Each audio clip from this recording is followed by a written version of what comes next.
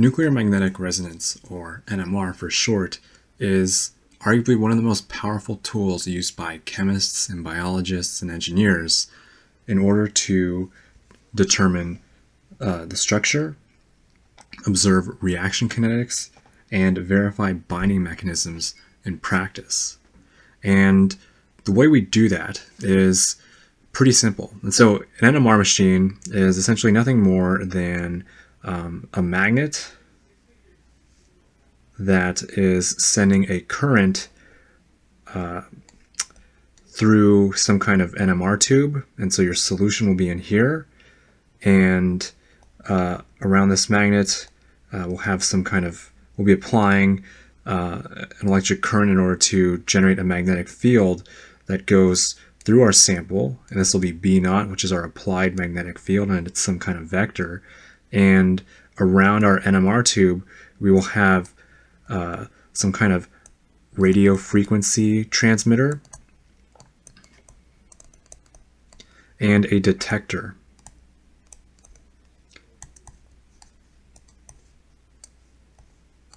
And what happens is we have to go back to the fundamental model of atoms. And so if we'll recall the classical definition, if we examine a proton, for instance, we have the nucleus, and around it is an electron.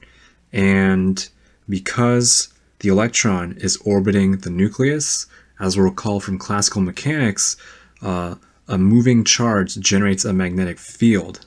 And according to the right-hand rule, the magnetic field in this case would be in this direction. And so what happens is in your NMR tube, we will have protons or various other atoms such as carbon-13 atoms present, and they will have something referred to as spin. And spin is technically a fictitious term, but it does allow us to make some physical analogies and make understanding the core concepts a bit easier. And so if we consider the atom as a whole, what we can think of it is having a spin along or against the magnetic field when we apply our magnetic field with very strong magnets. And we will define the spin in our system if this is our B0 direction, our applied magnetic field direction. To spin along with the magnetic field is a much more energy stable state, which we define as alpha, and spinning against the magnetic field is a much more unstable state that we define as beta. And if we make a plot of the applied magnetic field, B0, and this would be the magnitude of that vector, as a function of the energy of an atom, we will recognize that the greater we make our magnetic field, the greater the difference in energy between our beta and alpha spin states. And the relationship between the ratio of the number of atoms present in the beta state to the alpha state is summarized nicely in this equation, n beta, where that's the number of atoms in the beta spin state relative to the number of atoms in the alpha spin state, is equivalent to the exponent of minus delta E, the difference in energy, divided by quantity kT. And so what we'll note from this is that delta E at some particular applied magnetic field is equal to this quantity. And so the greater we make our applied magnetic field, the vector B0, the greater our difference in energy, and therefore the greater the ratio between the beta and alpha spin states. And so if you go into very large chemistry labs, it's quite common that they'll spend enormous sums of money designing cooling systems for these kinds of magnets to apply magnetic fields so enormous that we can have very large delta E values so that there is a big difference between the number of beta and alpha spin states that we can actually observe very minute signals, because oftentimes we're studying reactions or mechanisms that are very short. They have very small time scales, and so these are very weak signals on the spectra. So the greater we can, or the greater the magnetic field we can apply, the more certain we can be in our detection of weak signals, and the more conclusive we can make our models. And in order to jump into the physics a little bit deeper as to what's going on in NMR, it will help to first recognize that there are certain discrepancies in our model that we should take into account. And so those alpha and beta spin states that I defined earlier are not perfect representations of what's happening to an atom. In reality, what happens to an atom when we apply a magnetic field to it, if this is the center line, is the applied magnetic field will be in this direction, and the spin will have a little offset. And what happens is this offset will cause, or it will precess about a central axis that is parallel to our applied magnetic field. And so if we were to look at this vector at this instant in time, we will recognize that it is equivalent to some vector in this direction plus another vector in this direction to the right. And this little vector that is perpendicular to our applied magnetic field B naught causes us to be able to use our RF transmitter above to actually determine a unique signal based on a particular proton. So if we now turn to our definition of what it means, the difference in energy between spin states, we know it is equivalent to h nu, Planck's constant times the frequency, and this is also equal to the Larmor equation, which is gamma, the gyromagnetic ratio, times h, Planck's constant, divided by 2 pi times our applied magnetic field B naught.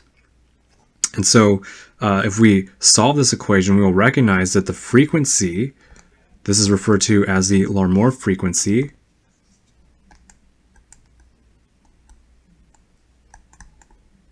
it is equivalent to gamma, our gyromagnetic ratio, divided by 2 pi times B naught.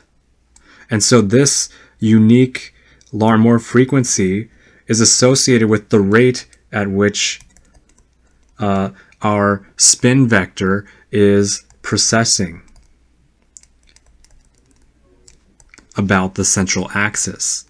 And so the whole point of having this RF transmitter and detector in our setup in our NMR machine is to send in signals or vectors that will pulse in the direction perpendicular to your applied magnetic field.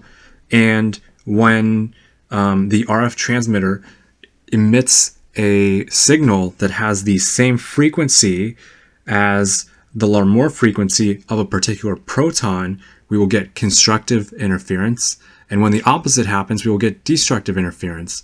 And these interference patterns cause differences in the detection at a particular frequency, which allows us to get signal data at a particular frequency of how much absorbance of our RF waves are actually making it through our sample.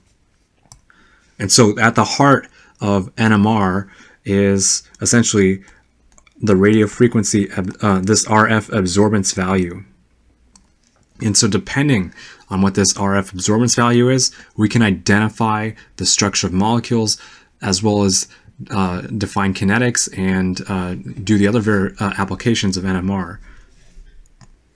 And to kind of add to the physical intuition at play here, another key thing to note is that as our RF transmitter is generating waves at the particular Lamore frequency for that proton, for instance, if they are constructively interfering with the Lamore frequency in this particular direction, what will happen over time is that our spin vector will become increasingly horizontal, and the consequence of this is that it becomes more likely that a spin up vector will shift to being spin down. And it is when we get these spin up, spin down switches that we are actually able to record measurements in practice. And so the next question to ask is, how do we make sense of any of this data that we are obtaining from our NMR machine? And what makes a proton in one particular location of a molecule different from a proton in another location? And the answer to that is it has to do with the electron density, or how likely it is to find an electron present around, or electrons present around a proton. And so there's a term frequently used called shielding. And what happens is we have shielding of electrons, and if we have a high probability distribution, if we have a lot of electrons very likely to be around a particular proton, that proton is said to be very well shielded. And if a proton is well shielded, it will have a much greater resistance to flipping between the alpha and beta spin states in our machine, and that will cause us to obtain different values. And so what you will find in organic chemistry exams and NMR spectra are things referred to as chemical shifts called delta. And what delta is it allows us to standardize our readings from any NMR machine and normalize it to that NMR machine's strength. And so what delta is equivalent to is the shift downward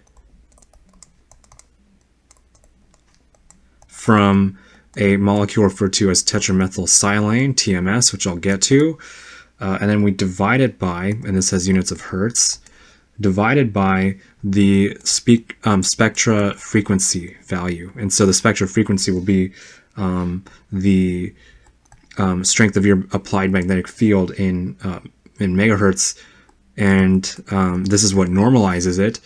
And so if we look at the molecule tetramethylsilane, we have a silicon at its core surrounded by 4 methyl groups, and what you'll note here is that because silicon is has a relative partial positive charge to carbon, it is less electronegative than carbon. Electrons in this environment will be much more shared to these carbon atoms surrounding the silicon, and these protons, each one of the protons present in tetramethylsilane is considered very shielded. It is in one of the most shielded environments of many molecules in nature, and so these protons are very well shielded. And what we do is we use TMS as a baseline. And so commonly what you'll find is on NMR spectra, we will have some kind of 0 point, and we'll see a peak there. This peak at 0 is TMS, and 99% of the stuff people are interested in is stuff that has been shifted downstream of TMS.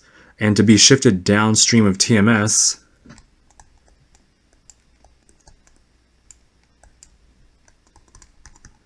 indicates that it is de-shielded.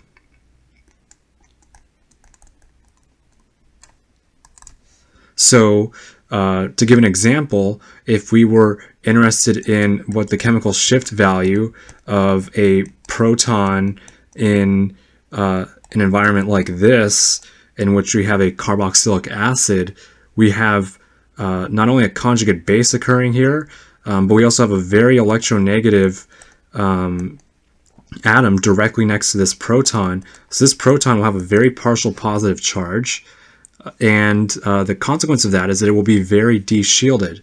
And so carboxylic acid protons will typically have chemical shift values ranging from 12 to 14 ppm, parts per million. And so this axis represents your delta value. But a proton here, because it is next to carbon, which is a much less electronegative atom than oxygen, oxygen is not, the carbon is not pulling the electrons or shifting the electron density as far away from the protons as the oxygen is here. It will have a lower chemical shift value, and so we would see different peaks. And so the main pieces of information that we obtain from an NMR spectra are the location, which tells us how de-shielded the proton or protons are. We learn from the size of the peak on our spectrum, or the area under the peak, the relative number of protons, and we also learn from the splitting of a peak, the number of neighbors, and I'll get to what neighbors are, as well as, finally, the number of peaks,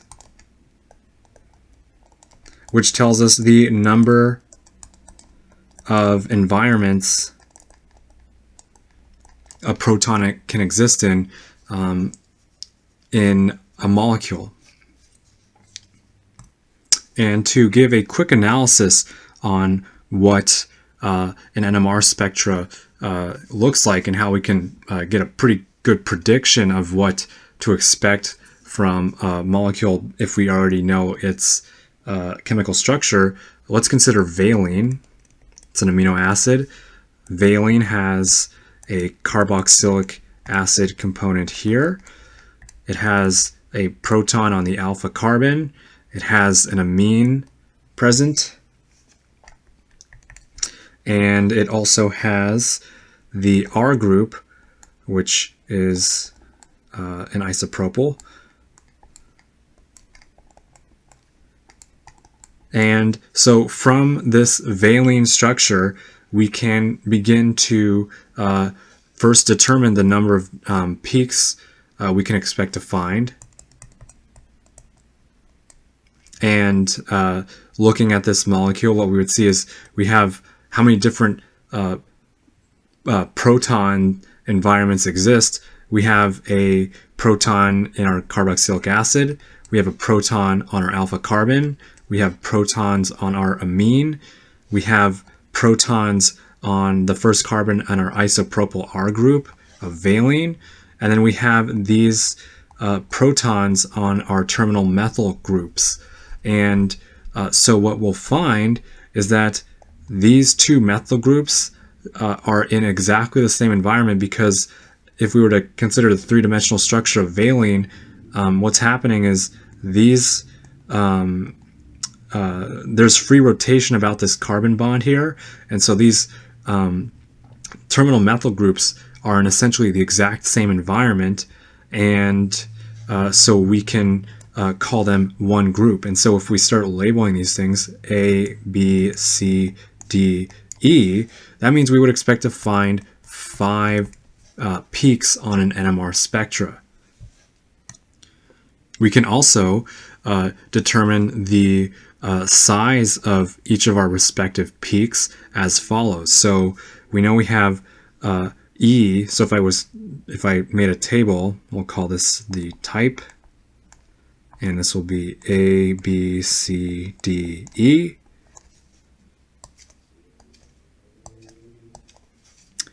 And we looked at the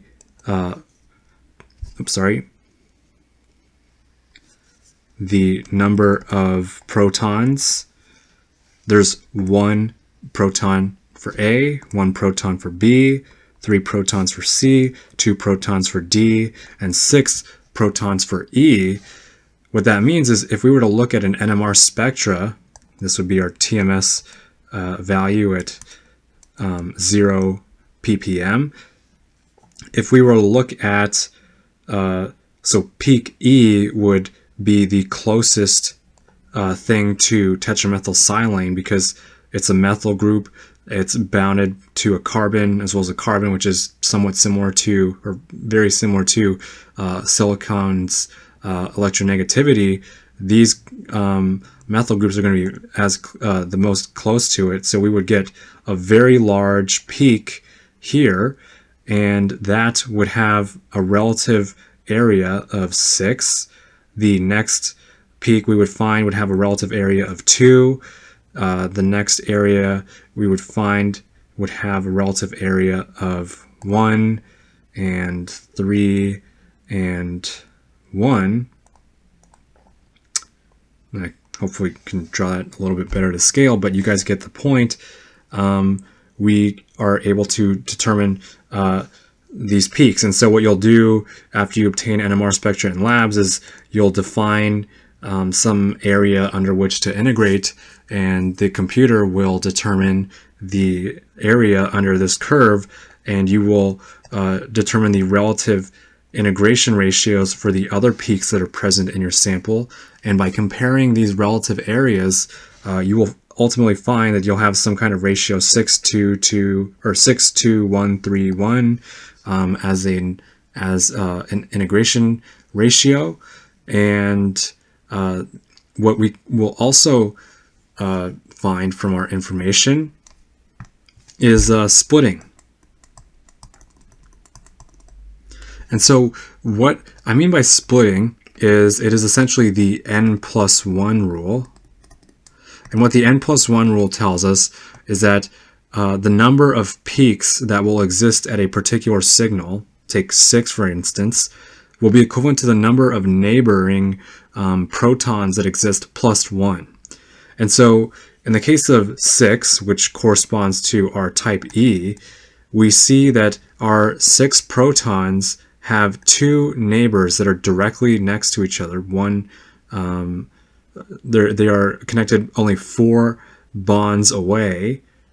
So if I were to better draw this out, if we looked at one of the protons present on our carbon, on our terminal methyl group, if we go 1 bond, 2 bond, 3 bonds out, we can find 2 additional neighboring protons, and the consequence of this is that we see peak splitting occurring.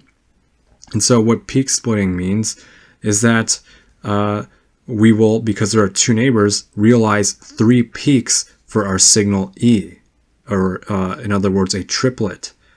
So this will be number of peaks, and so the signal at E will be a triplet. The signal at D, because D has 6 neighbors, will be a septet, or I can just write out 7.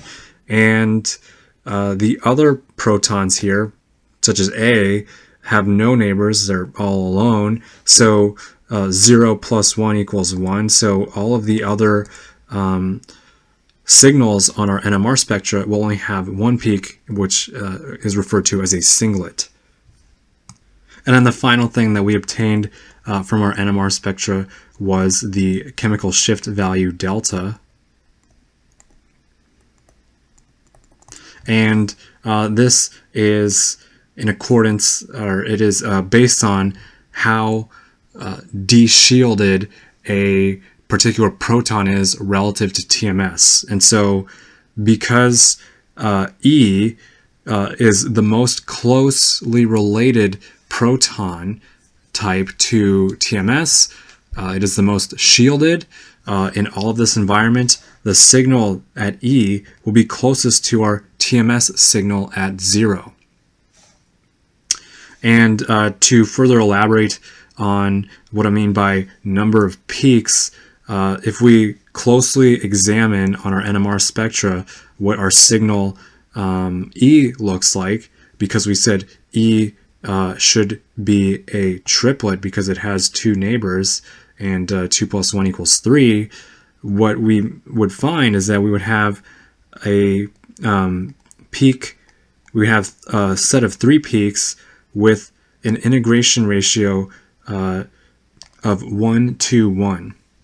And this is based on Pascal's pyramid or triangle, and all of these would be approximately very close to around 1.0 chemical shift, and your TMS signal would be here at 0.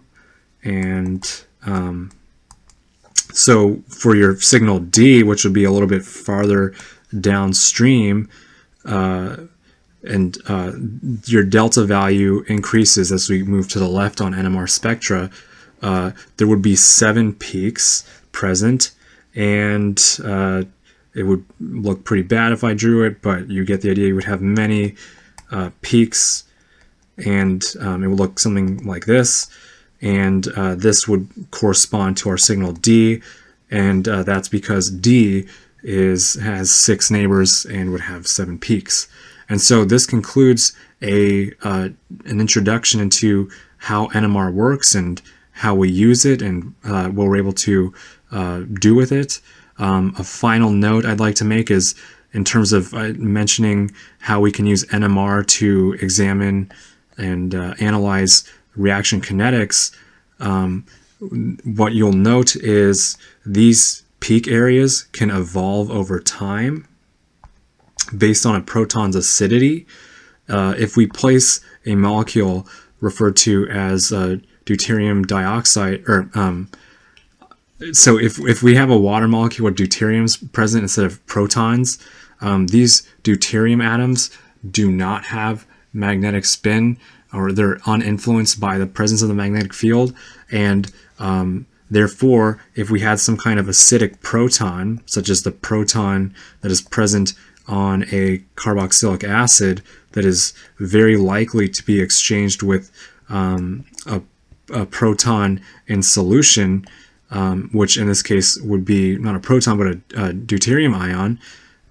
These deuterium ions will over time bind to your carboxylate ions that are present, resulting in a decrease in the area of your peak over time. And with these time values, we are able to assign quantities that allow us to determine acidity and other reaction kinetic parameters. And in addition, to make a closing comment, if we were interested in binding mechanisms,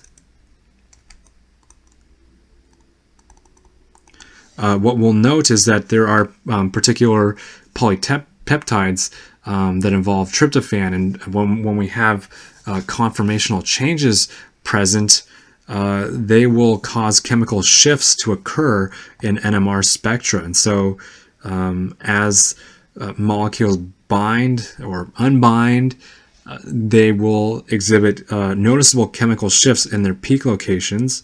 So this would be unbound, and when a protein binds to some ligand, for instance, we might see some kind of chemical shift in some direction in our delta value, and this would also allow us to relatively quickly be able to determine if binding is occurring, and this would be for use in things such as biosensors.